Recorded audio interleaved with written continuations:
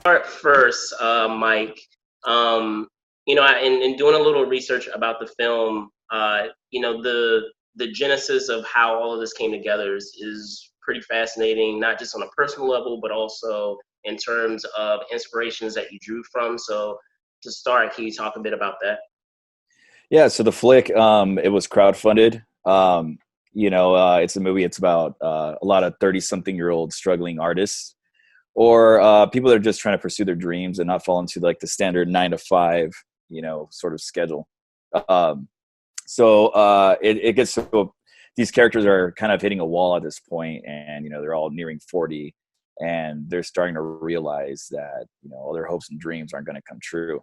So what are they going to do otherwise? But can they really give up on what they've been trying to do since they were teenagers? Because it is their life, it's their passion. So it's a counterculture thing too, where it's like you start adapting a certain lifestyle, and you realize, well, especially now during COVID times, that all these things that we were forced to believe that we had to accomplish in life, isn't really that important at the end of the day. You don't really need to have that white picket fence and home that everyone strives for. You know what I mean? It's the opportunity for us to showcase a different lifestyle and show people that some of these characters can be stubborn about this stuff, but they just kind of go with the flow, which is hence the name of the movie, I'll Be Around.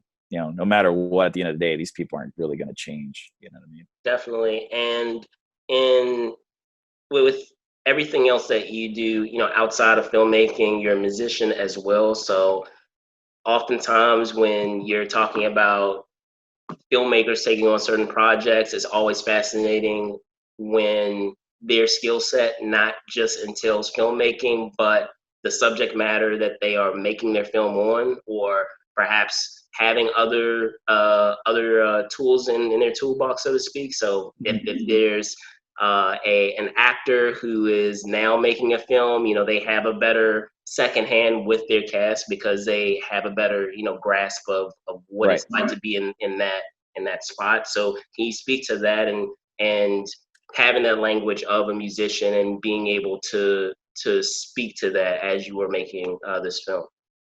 Sure, because yeah, I mean, as a musician playing around in different bands in Los Angeles, for example, I got that first-hand experience that a lot of like much more passionate musicians have to go through. So with me, the perspective that I'm giving and the way that I relate to the story is as a DIY filmmaker. Yeah, I play music and it's a blast, but it's not like my number one calling. Film is my medium. But I do, I'll Be Around is my third feature. And there was like an 8-year gap between that and my prior one by the wayside, but it's this whole DIY effort. I really put everything I can into these things. We don't really have a real budget. We don't have permits. We don't have a lot of things or even a major crew. Sometimes I'm doing the roles of like 5 different crew members simultaneously. So it's pretty insane. So I wanted to take that whole idea of this drive and passion that you have, this sort of struggle, and apply it to musicians, because I also have gotten a glimpse of that world, and I think it's incredibly relatable. And you don't tend to see those kind of stories, I think, where you're focusing on like the actual struggles of these people, even when they're past their prime. You know what I mean? So that's the idea behind it. And also, as far as the actors that are involved in it, some of them are real life musicians, so they already relate to it. And not only that, they are actors. They're trying to, find their break. So they relate to the characters just from that alone. So I think it kind of has a universal appeal to that demographic that, either went through all the hurdles and never got to where they wanted to go, or are still going through it, or haven't given up, So, but we do have the characters in the flick that are doing really well as musicians. You have the people that are still struggling, and you have the people that just don't care. They're like, cool, people show up to our show, they show up. If they don't, whatever, I'm doing this because I like to play music. You know what I mean? So yeah, I think it has all these different categories and perspectives, that a lot of other people can attach to. Definitely, definitely. And, as you say, you were talking about just the general theme of finding your path and and being at a crossroads in many ways in your life and deciding, which path to take. Yeah. So in that regard, it's very easy, especially with a story like this, where there is struggle and there is an element of being unsure of which path to take. It's very easy for characters to have an aha moment and just say, "Oh, Right. I figured it all out." But in this film, that's not to give it No. away, Yeah. not really the case. And can you speak to that of not, just as you said, not having kind of that picket fence ending with a lot of your characters and allowing things to naturally progress, how they might actually progress realistically Yeah. versus having a nice little ribbon and bow at the end. I mean, it's sort of the kind of films that I'm attracted to. They don't have these grand, type of Hollywood endings, and I like those kind of movies too. But I Yeah, like a lot of I love a lot of '70s character studies where they're open ended, and what we're really seeing, we're spending 2 hours with this eclectic 50 something group of characters, and you're only getting 2 hours of their lives, right? You're just getting a snippet. Like they've existed before you came around, and they're going to be existing after the movie ends. They're still doing that thing. So it's just about hanging out, popping into that world for those couple hours, and seeing, like I said, who you relate to. But sorry, what was the last part of your question? just the idea of subverting expectations, Right. what you have happening in this film versus And taking the easy way of with these characters that are trying to right. figure themselves out and just having like a aha moment where they just have an arc where Yeah, they they're not gonna have this crazy epiphany. You know what I right, mean? exactly. We have one character that's a pretty minimal character, but we do dedicate a little bit of time with him, and he's in love with this bartender. Right. That's he's never had the courage to talk to her or whatever. So towards the end of the movie, without spoiling anything, he finally finds the courage. But things can be a missed opportunity. You kind of got to act out, and he doesn't have that aha moment in the sense that it's like this crazy mind bending epiphany. He finds that conclusion in a really sad way. You know what I mean? But it's also, again, what kind of epiphany can anyone really have right now? The way life has turned out, we all have we're all sort of facing this abyss. We don't know where the future is going to take us. I mean, I'm a bartender, and I don't want to be a bartender anymore. And I don't know what I'm going to do right now, because I don't have the funds to pay rent as the way things are, for example. But what other opportunities can I have in the future? If everyone is pretty much in the same, plateau that I'm on, you know what I mean? I think a lot of us in society right now are just relating to one another, where we're like, whoa, dude, what are we gonna do with the rest of our lives? You know? So, so I think in a sense, the movie, has this bittersweet, feel of the last glory days of, for example, hanging out with a bunch of people over the span of a day, going to shows, not doing much, interacting, and keeping, I guess, a positive note as to what can happen the next day. Or as we say in the movie, we're only focusing on the first day of a 3-day music festival. So there's 2 more days of stuff that can happen to these characters, and interactions that they want to get into. I mean, we have a hopeless romantic character, and then you know we have the younger character that represents the new generation. She's really eager and excited to form a band, and then you have the jaded people that don't want to be in bands anymore and just Right, tired right, of right. stuff. So it's that sort of thing. But and then we have we have the Joni character who can't pay rent, and she can't afford to give up this shift. She doesn't want to miss her slot, which is an important slot in this festival. She's going to get a lot of maybe recognition, and she's trying to make that. And that's a person that's just kind of living in the moment. She's like, I get enough money to pay my bills, I play my shows, and that's what makes me happy in life. I don't know if she's trying to find fame or gigantic, some sort of success, but it's just it's what makes her content. So so yeah. So no, no, no, no, no. That's exactly what I tend to ramble a lot, so. no, you're fine. That's exactly what I was after. And with that in mind, you were speaking earlier about inspirations and in terms of films that you have enjoyed, at least for you, in terms of of your skill set now, not just as a filmmaker, as a DIY filmmaker, as you said, as well as a musician. What would you say for you were those filmmakers for you? Because I know you were addressing a certain specific decade with Yeah. character studies with the '70s. What were those filmmakers for you, and even musicians? Because I'm sure that plays into the iconography of films that you have done thus far.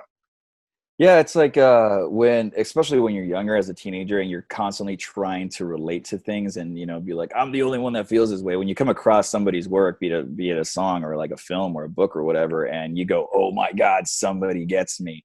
That is kind of the inspiration to make a movie like this. It's for a specific demographic, you know, um, where you go like, whoa, I see myself in these characters, or I used to see myself in those characters, or I don't want to become like those characters, you know. But yeah, I'm a big fan of very heavy dialogue driven films, and my movies tend to have a lot of people babbling and babbling.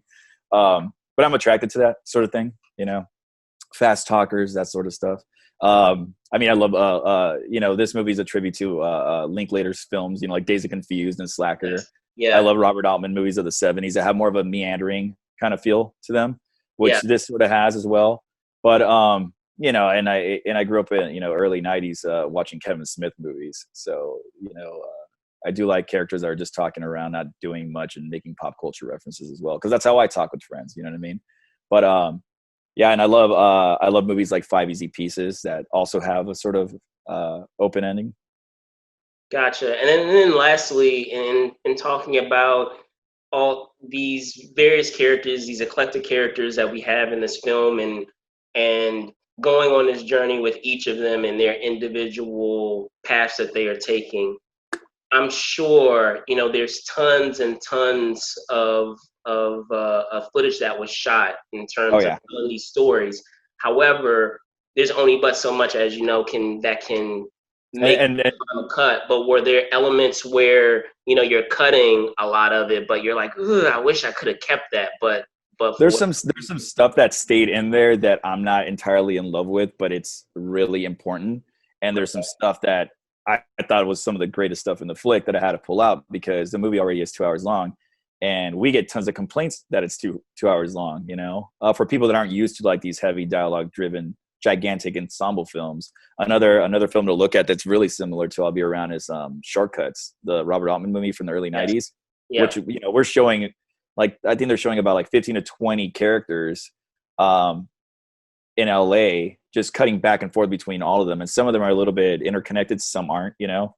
They're all Sure. based off a huge like potpourri of Raymond Chandler stories too. So that's like a clear example. But yeah, so like my preferred version was about 20 minutes longer. And it took me a while to get to that, where we got a little bit more flavor uh, you know, when in terms of the smaller characters, and you got to know a little bit more of their personalities, and it was a lot more humorous stuff, but it wasn't like this incredibly important poignant thing that we, you know, had to keep in the movie. But and I also do encourage a lot of ad-libbing, and I like the actors to get really comfortable with their characters and then just take off with them, and the stuff that they come up with is just fantastic right there on the spot. You know, they're totally like, you know, embodying these people. So yeah, chopping, you know, there was a lot of kill your darlings, you know, when it came down to like cutting the movie down. But I do feel like that those scenes did help pace it out a little bit better. You know, I feel like you get kind of information overload, and I also feel like a lot of people don't. We actually have an intermission right at the hour mark, and I feel like a lot of people kind of figure out the movie before the hour mark, and they're like, "Oh, this is just, you know, this is kind of like Slacker, and these people are just talking, and it's like not really connected that much, but they're totally missing the second half of the flick, which is after the intermission, obviously, and it's all entirely a reflection of everything that's happened in the first part. So every single line of dialogue, every scene, it plays its part. You know, just have Absolutely. you have the Valentine quote at the beginning of a movie, kind of like a musician. You know, they're all going to play their part in a song or in their bands or whatever. So it does have this crazy boomerang feel where everything does come around full circle. So little tiny things that you may not have noticed that, or you felt didn't have much significance, really play out in the end. We really specifically went for that. But that came down again through like editing and pulling out all these extra scenes that we really enjoyed that, were kind of maybe dragging the film a little bit. Gotcha, gotcha. And then lastly, before I let you go, can you speak to that? I know you said that in terms of the environment, obviously, as we all know, we're in an interesting time right now in terms of our environment. We're in the landscape of how filmmaking looks currently. Are you currently in the process of putting together a new project and doing it in the same way that you did with this film, in terms of? So I've done them all like that. That's what I'm saying. Crowdfunding, and if so, can you speak to what it is, or is it too early? We're not gonna do a crowdfunding for this thing, but right before we started, I'll Be Around, I started shooting another movie, which I'm showing these two young male friends, early 20s, and they're really obsessed with soul music, mod music from the 60s. They're really into that lifestyle. They're polar opposite personalities, but they're really good friends for some reason, And so we're going to showcase them for the next 5 years, or since we started shooting it in, like 2 years ago. So we're showing them aging in real time within 5 years. And just, we're seeing little vignettes, showcasing how much they change as people, how much they grow, how much they stunt their growth, and how they stop being friends, So we've been doing that. And we shot some additional scenes for it maybe like about a month and a half ago. And I'm going to start a neo-noir tinged anthology movie. It's 5 different tales, all set during a pandemic. But that's going to be in a couple of weeks that we start rolling on that one. Cool. And that's going to be a really fun project. It's called like a dirty French novel. Nice.